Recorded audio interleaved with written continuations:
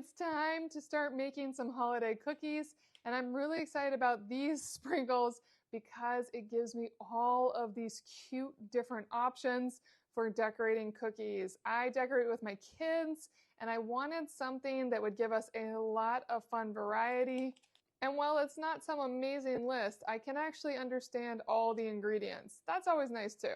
So let me open this up, show you what you get and how they taste.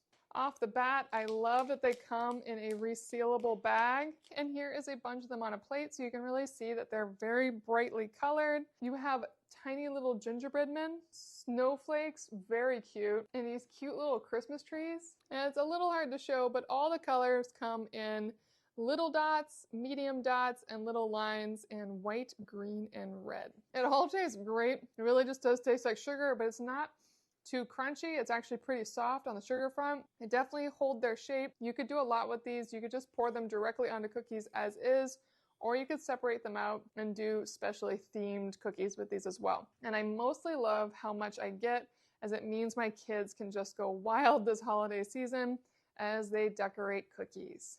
Definitely recommend it.